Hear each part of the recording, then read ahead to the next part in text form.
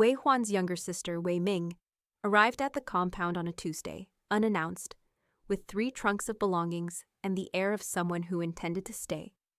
She was 14, small-boned, and quick-eyed, with none of her brother's scholarly diffidence. Where Wei Huan moved through the world with the careful abstraction of a man always slightly somewhere else, Wei Ming was entirely uncomfortably present. She noticed things. She asked about them. She did not understand why adults thought certain observations were impolite. "Who is that?" she said, the first time she saw Yue crossing the inner courtyard with a stack of correspondence. Shen Qing, who had come to meet her sister-in-law with appropriate ceremony, said, "That is my secretary, Lin Wei. He manages my accounts and correspondence." "He looks like a girl," Wei Ming said. The stack of correspondence was very heavy.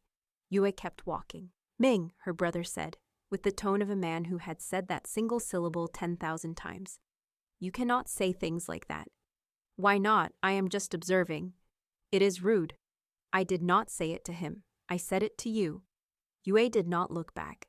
Her heart was hammering with a violence that she was certain could be heard from the other side of the courtyard. She turned a corner and pressed herself against the cool stone wall for a moment, breathing carefully, methodically, the way she had learned to do when the ground shifted beneath her. The child was 14. Children said things without understanding what they were seeing. It meant nothing. It meant everything. She had been so careful. For over a year she had been so careful. And it had taken a 14-year-old girl approximately 4 minutes to see what she was.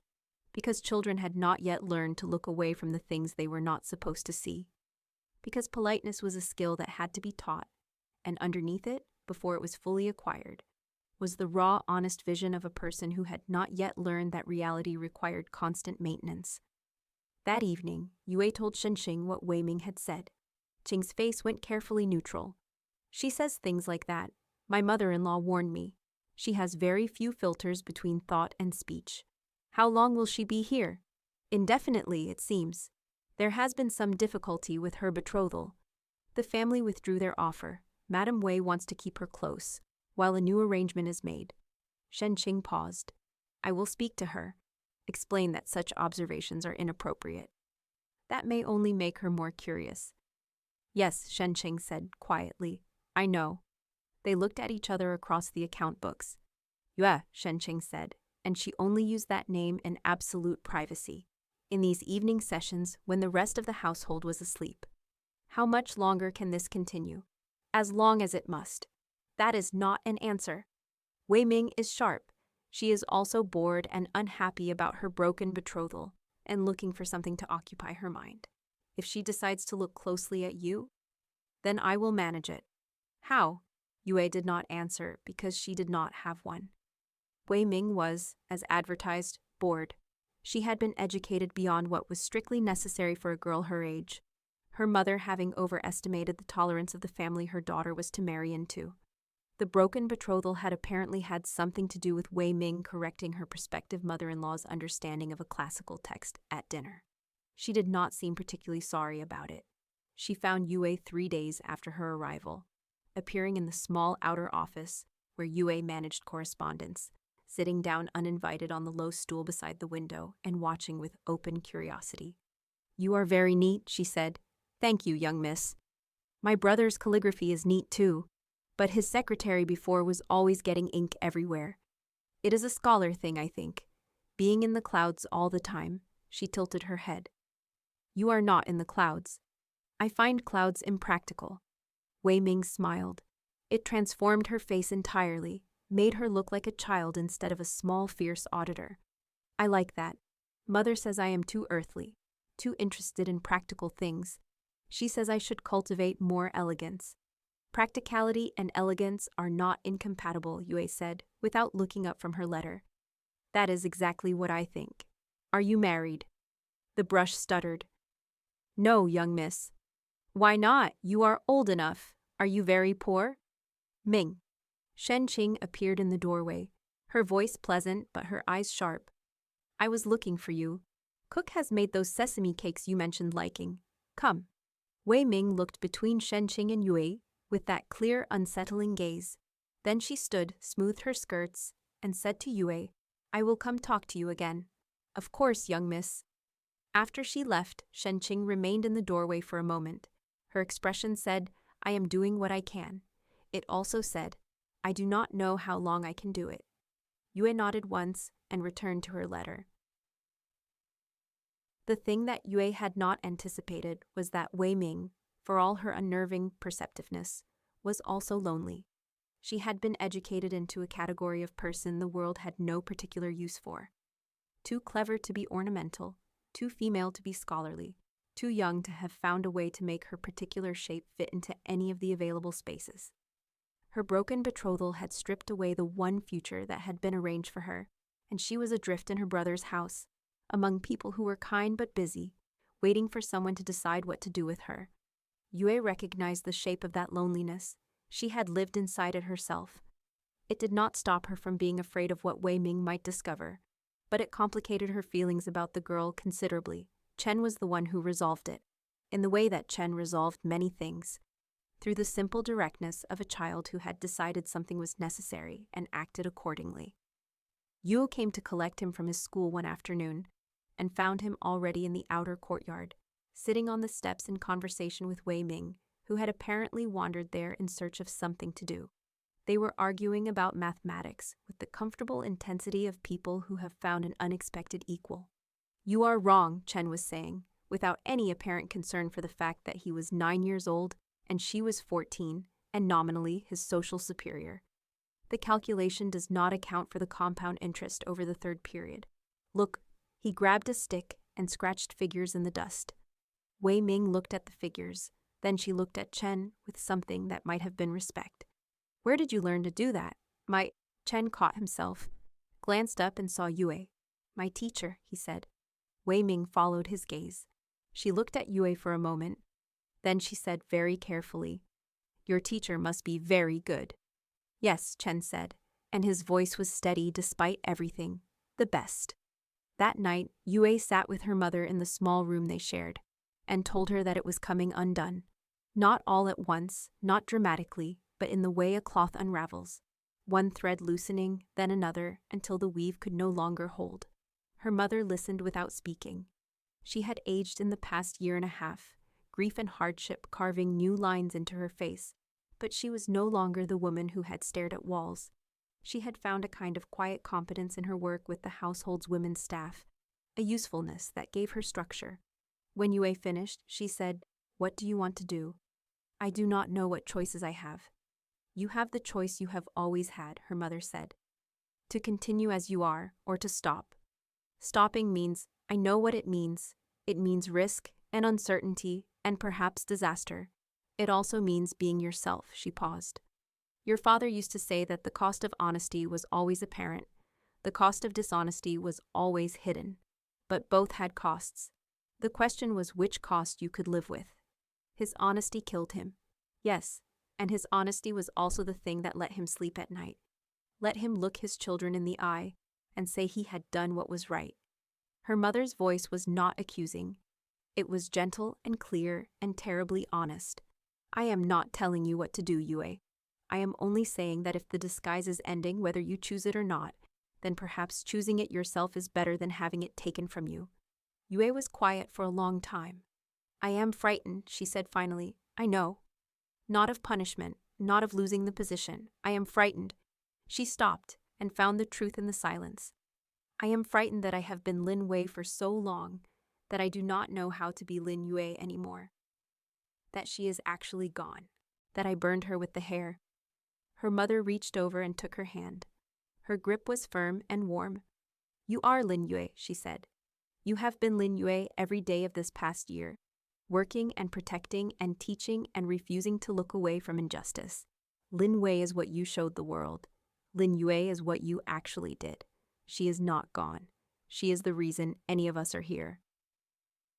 Yue went to Shen Qing the next morning.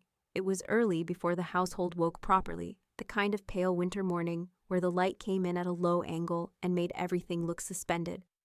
Shen Qing was already up, sitting by her window with a ledger in her lap, because she had become someone who checked her own accounts before breakfast. Yue had taught her that. "I want to tell Wei Ming," Yue said. Shen Qing looked up slowly.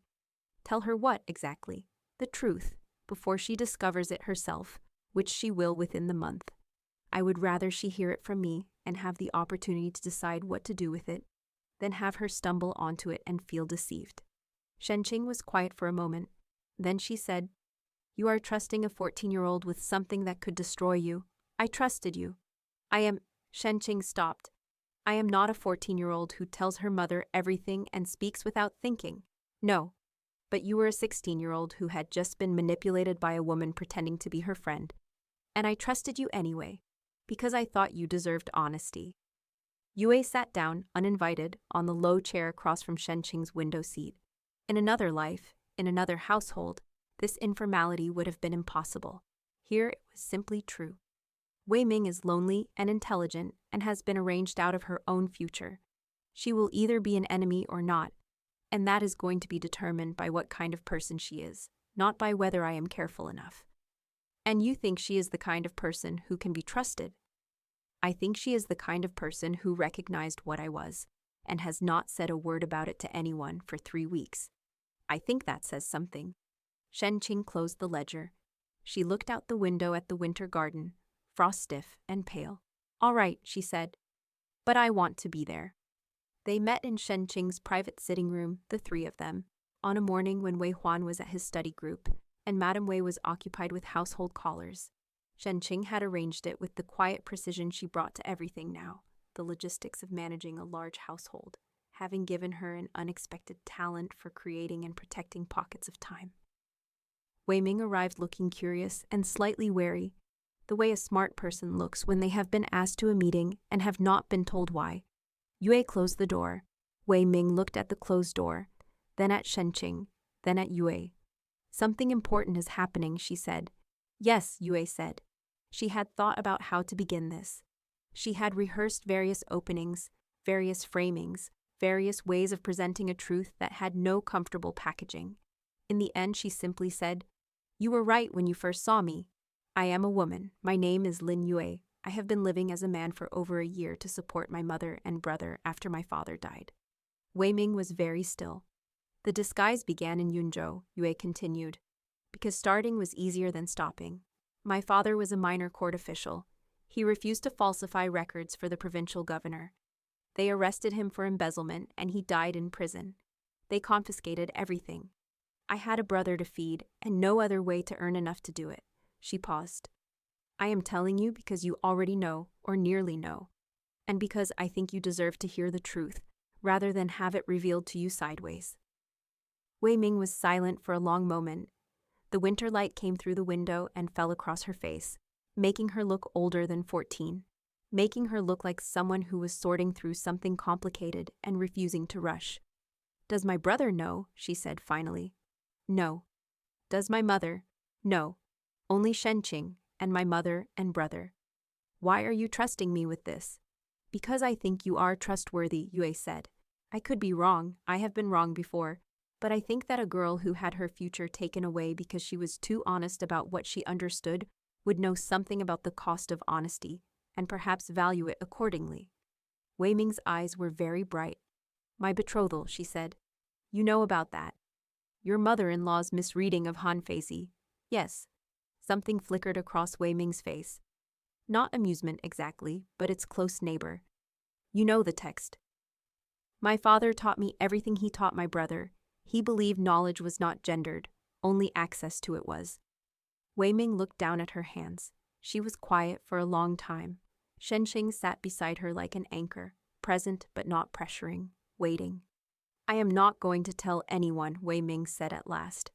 She said it simply, without drama, as though it were a mathematical conclusion she had reached by working through the steps.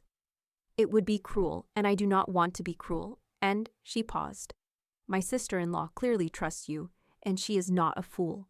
She is the least foolish person in this household, actually, which I noticed approximately 3 days after I arrived." She glanced at Shen Qing. "You are very good at making people underestimate you."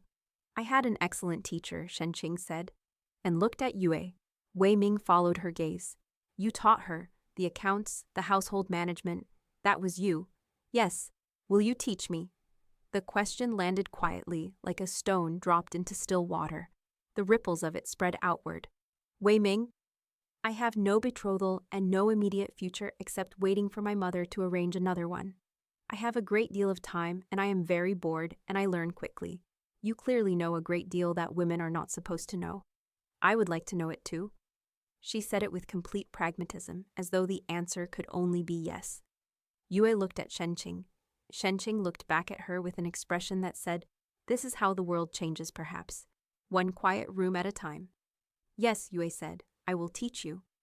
The thing that Yue had not known, or had not let herself fully acknowledge, was that she had been living in a state of held breath for so long that she had stopped noticing the tension. It was only as it began, incrementally, to ease, that she became aware of how much it had cost her to carry it. The lessons with Wei Ming were different from the lessons with Shen Qing. Where Qing had learned out of necessity, facing an immediate future she needed to survive, Ming learned out of appetite. She wanted to understand everything, asked questions that spiraled outward from the practical into the theoretical, argued with Yue when she disagreed and accepted correction when she was wrong without resentment.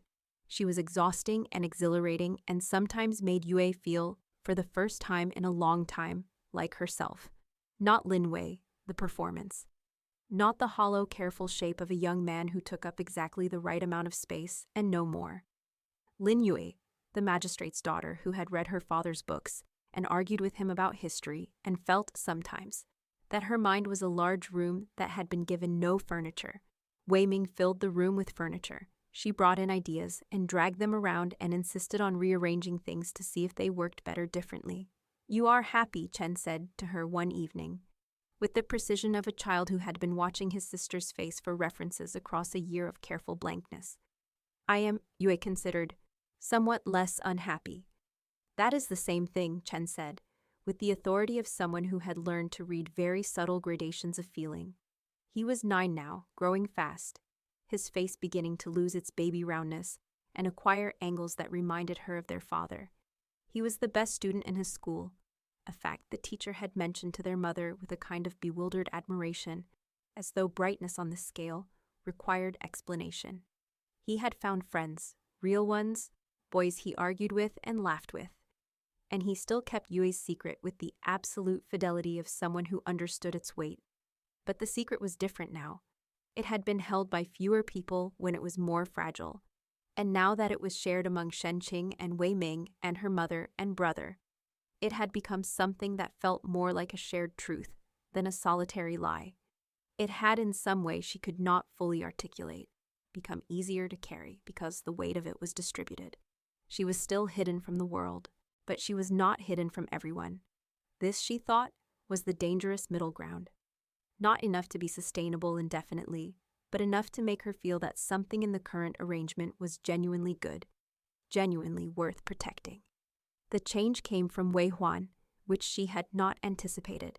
He was a quiet man, Shen Qing's husband, the kind of scholar who existed primarily in relation to texts rather than people, who treated the human world as a mildly interesting annotation on the more important world of ideas.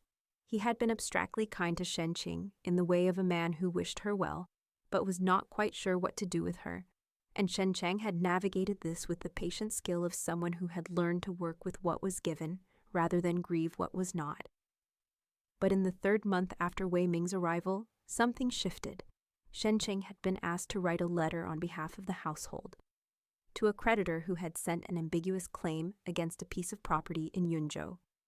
It was a technical letter requiring an understanding of property law and the specific language of official correspondence, and Wei Huan's own secretary had drafted something that was, diplomatically put, inadequate.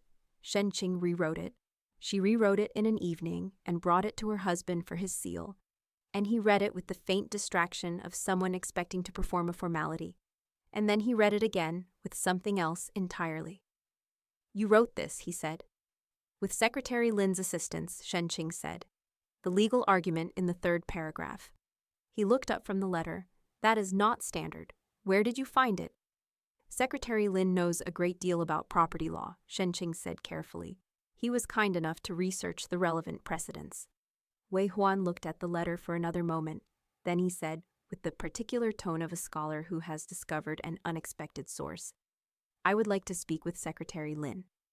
The conversation took place in Wei Huan's study, surrounded by the organized chaos of a man whose relationship with physical space was entirely subordinate to his relationship with ideas. Books stacked in columns that looked catastrophic, but were apparently internally coherent. Scrolls rolled and labeled in a hand that was meticulous in labeling, and less so in everything else. A desk buried under correspondence and reference texts. Wei Huan looked at Yue with the same abstractly assessing gaze he brought to a new text. "Where did you study law?" "My father was a court official," Yue said. "He believed in understanding the systems he worked within." "Your father taught you property law." "He taught me everything he could." "Why are you working as a secretary?" "My family experienced a reversal of fortune. It is a common enough story." Wei Huan nodded slowly. He had the air of a man who had noticed something and was not sure what to do with it, who was accustomed to finding answers in books, and was confronted with a question that the books had not addressed. "My wife is more capable than anyone has given her the opportunity to demonstrate," he said finally. It was not what Yue had expected. She said nothing. "I married her because my mother arranged it, and I trusted her judgment about such things." "I did not particularly," he paused, seeming to search for words that would be honest without being unkind. "I was not looking forward to marriage. I found it an interruption, but Qing is not an interruption." He looked at the letter on his desk. "She is a person with considerable intelligence that has been systematically ignored, and I think you have been helping her develop it, for which I am—" Another pause. "Grateful is too small a word. I am chastened. I should have noticed myself." Yue sat with this for a moment. Then she said, "You are noticing now." "Yes." He looked at her again with that scholarly gaze. "I want to ask you something directly, and I want a direct answer." Her hands were perfectly still in her lap. "Of course." "Who are you, actually?" The question was enormous. It sat in the room between them, larger than either of them, larger than the stacked books and the scrolls and the letter about the disputed property. Yue looked at Wei Huan and understood several things at once that he had noticed, in the way that people who paid close attention to texts sometimes paid unexpectedly close attention to the world around them, that he was asking because he wanted to know, not because he wanted ammunition, and that Shen Qing had trusted this man with her life and her future, and Shen Qing was not a fool. She made a decision, not all of it, not all at once, but enough. "My name is Lin Yue," she said. "I am the daughter of a minor official from Yunzhou who died in prison after refusing to falsify records for the provincial governor. I disguised myself as a man to support my mother and younger brother. I was hired by your mother-in-law's household in Yunzhou as a secretary, and when your wife married and came to the capital, she asked me to come with her." She met his eyes. "I have been deceiving your household, and I am sorry for it. I have tried to be useful enough that the deception had some value." Wei Huan was quiet for a very long time. "Your father refused to falsify records," he said at last. "Yes. And they killed him for it. He died in prison. Whether it was natural—" "They killed him for it," Wei Huan said again, and his voice had an edge in it that Yue had not heard before. He was not, she realized, as purely abstract as he appeared. There was something under the scholarly remove, some set of principles that had been living very quietly and was now briefly audible. "I know what happens to honest men in the provinces. I am sorry about your father." "Thank you," Yue said, because what else was there to say? "What do you want to do?" he asked. "Not what you expect to happen, not what you are afraid of. What do you want?" The question her mother had asked her, the question she had been unable to answer. She found, sitting in this room full of books, that she could answer it now. "I want to be Lin Yue," she said. "I do not know what that looks like. I have been someone else for so long that I am not sure I know how to arrange my own life as myself. But I want to stop performing. I want my brother to be able to call me his sister in front of other people. I want—" She stopped. "My father believed in things and died for them. I have been surviving, which seemed like enough. But I think I want to do more than survive." Wei Huan nodded, as though this were a logical conclusion he had also reached. "My mother-in-law does not know," he said. "No. She needs to know. I will tell her." He raised a hand before Yue could speak. "Not as an accusation, as information, Madame Shen." He meant his own mother, not Shen Qing's.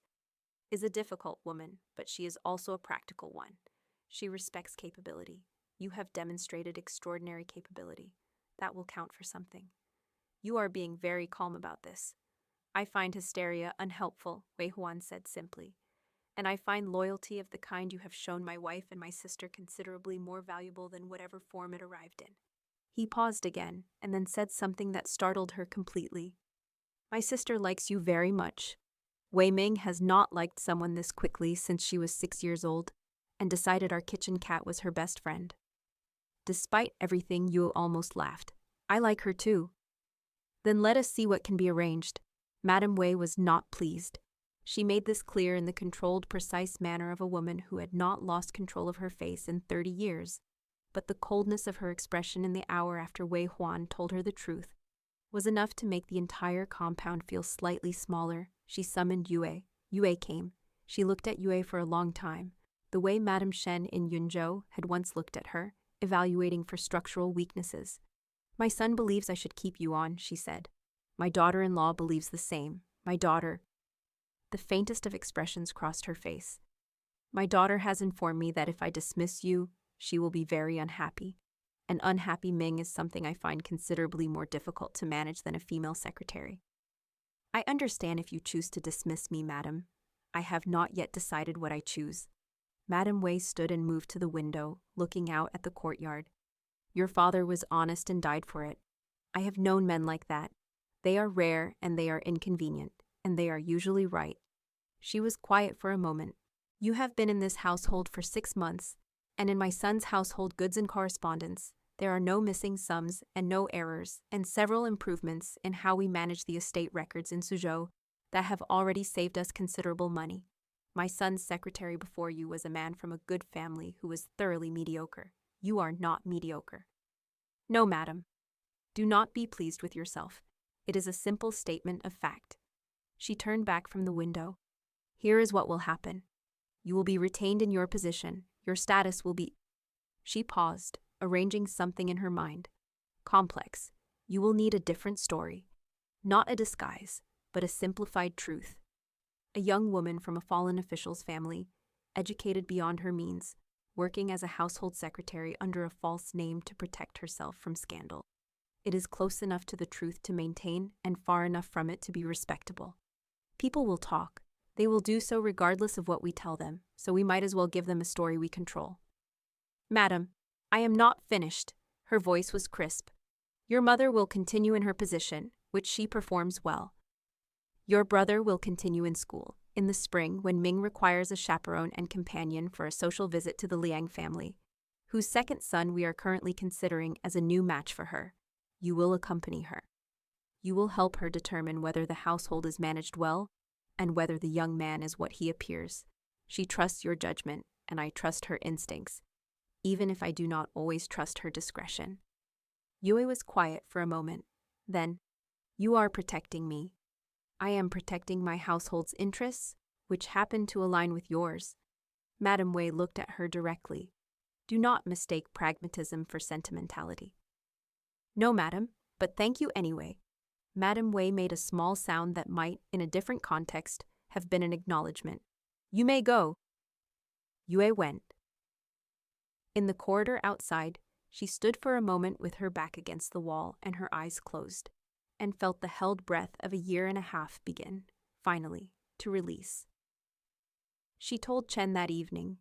He listened to the whole of it, sitting very still on his sleeping mat, with his knees pulled up, his face going through a series of expressions she did not entirely have names for.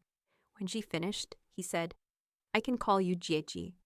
Yes, not in front of everyone, not immediately. There will need to be...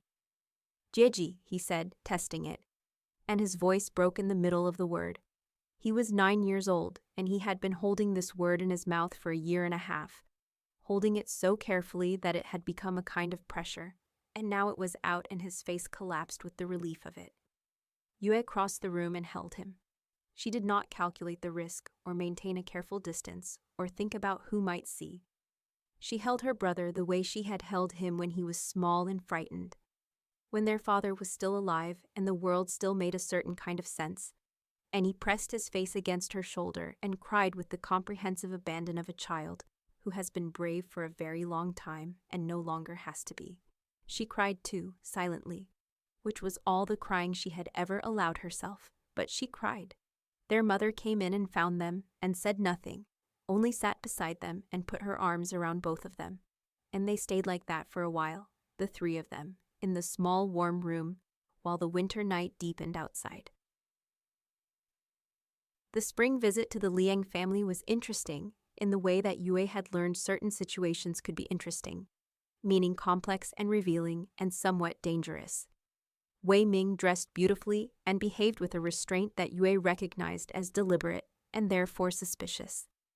The Liang family was prosperous, well-connected, and their second son was handsome in a carefully maintained way that suggested considerable effort. On the second evening, Yue found a discrepancy in the household accounts that the Liang family steward had not intended to be found, because it was buried in 3 separate ledgers and required holding all of them in mind simultaneously. She mentioned it to Wei Ming that night, very quietly, sitting on the edge of the bed in their shared guest room. Wei Ming's eyes sharpened immediately. What kind of discrepancy? Yue explained. Wei Ming listened with total concentration. The grain stores, she said. They are recording deliveries they have not received. Yes, which means either the steward is stealing from them, or they are misrepresenting their stores to appear wealthier than they are. Which means they need this marriage more than they are showing. Yes. Wei Ming was quiet, looking at the ceiling. Then she said, he is not unkind, the son, and the household is not unpleasant, but I would be entering it from a position of unknowing weakness if we proceeded without addressing this. Yes. Can you document it? I can. Wei Ming nodded. Do so. We will bring it to Mother when we return. She can decide how to use it in negotiations. She paused. This is what you gave Shen Qing.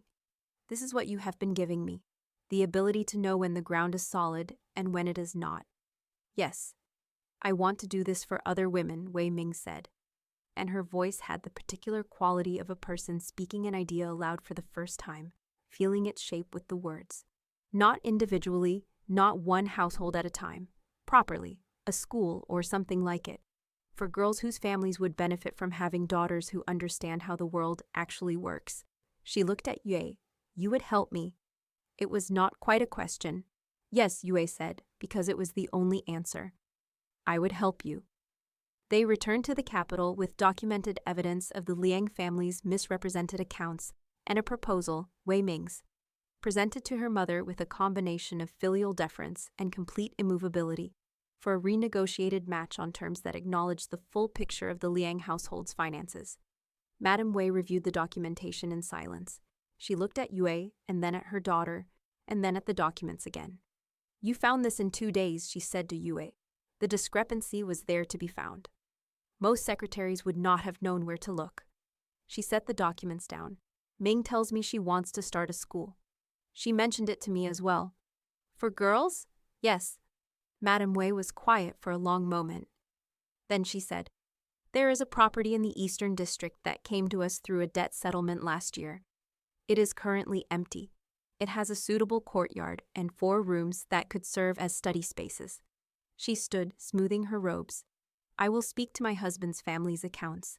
If the Liang negotiation proceeds successfully, there may be surplus funds available for a new project. She moved toward the door, then stopped. This conversation did not happen. Of course, madam. My daughter has more energy than sense. She will need someone to provide the sense. I will do my best. Madame Wei left. Wei Ming, who had been sitting in the corner with her hands folded and an expression of elaborate innocence, looked at Yue. She said yes, Wei Ming said. She said she did not say anything, which is the same as yes. Wei Ming's smile was very bright. She has been wanting to do something like this for years. She did not know it until just now. Yue thought about Madame Shen in Yunzhou, who had raised her daughter to be ornamental because that was what she herself had been, and who had been ashamed of it in the moment when she finally saw it clearly. She thought about mothers who wanted more for their daughters and did not have the language to say so, who needed someone to build the structure that they could then support. Perhaps, she said, let us see. The school did not happen all at once, or easily, or without significant opposition from people who thought the idea was at best eccentric and at worst subversive, but it happened. By autumn, the property in the Eastern District had been quietly converted. By winter, 12 girls were attending classes twice weekly, daughters of merchants and minor officials, and one very progressive physician who brought his 2 daughters in person and stayed to argue with Yue about medical theory for an hour before she could get him to leave. Wei Ming taught literature and classical texts. Yue taught accounting, household management, and the basics of legal documentation. A woman named Liang Hui, who had managed her husband's trading business for 15 years while he was ill, came twice a week to teach commercial arithmetic.